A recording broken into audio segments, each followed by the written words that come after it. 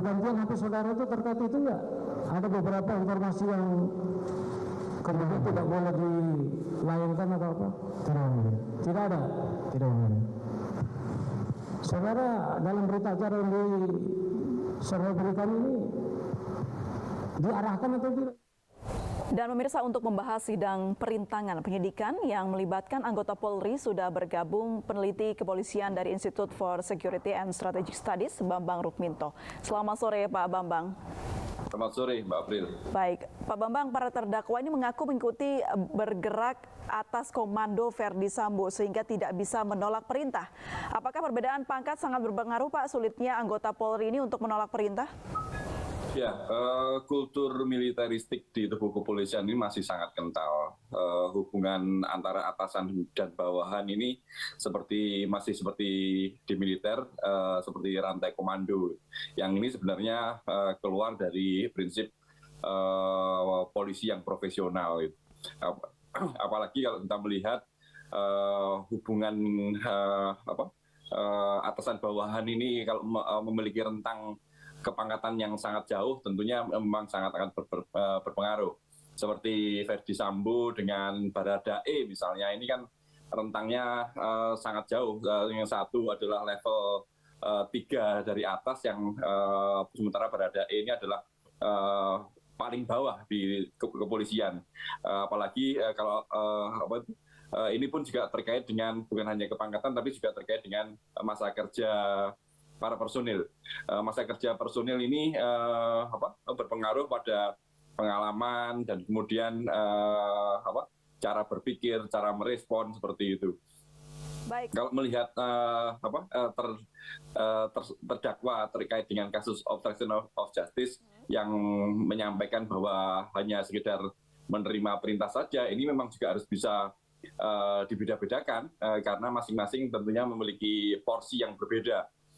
Seorang perwira tinggi seperti Brigjen Hendra misalnya, tentunya dia memiliki otoritas, memiliki kemampuan intelektualitas dan masa kerja yang sangat tinggi, seharusnya dia bisa menolak. Demikian juga dengan perwira-perwira menengah seperti Kombes atau AKBP, ini tentunya mereka sudah memiliki masa kerja yang hampir 20 tahun, minimal 20 tahun, tentunya mereka bisa lebih merespon. Berbeda sekali dengan seorang perwira pertama yang barusan lulus misalnya seperti itu, tentunya mereka hanya sekedar siap jenderal, siap komandan, seperti itu saja.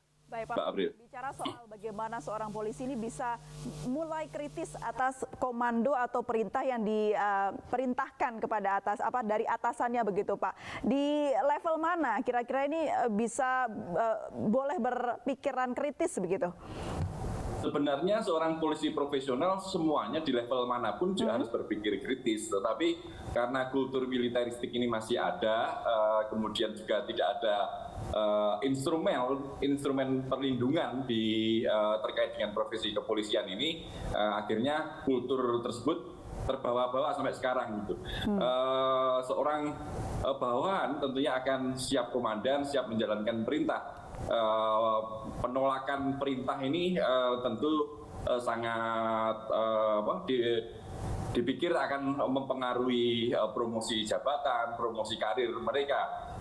Padahal dalam aturannya sendiri penolakan perintah ini masih diberikan peluang untuk menolak perintah.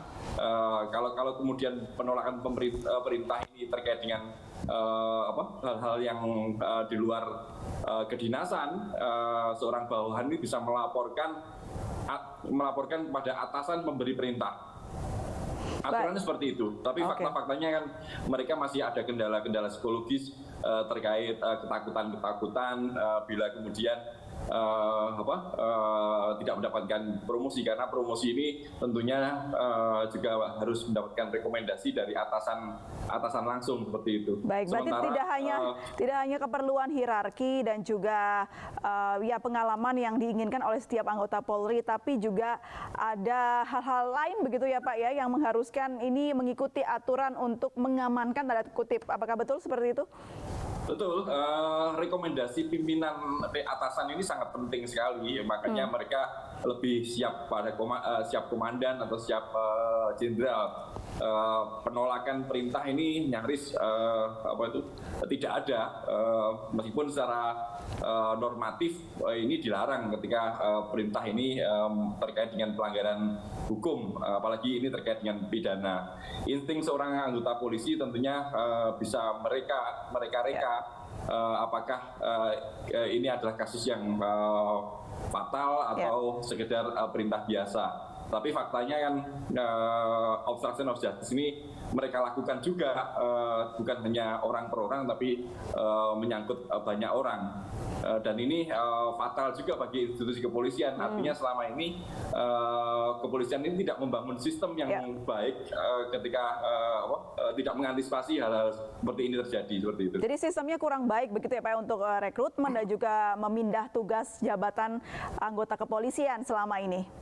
Tapi jangan dijawab dulu Pak, kita akan lanjutkan setelah jeda berikut ini. Tetap bersama kami pemirsa di Breaking News.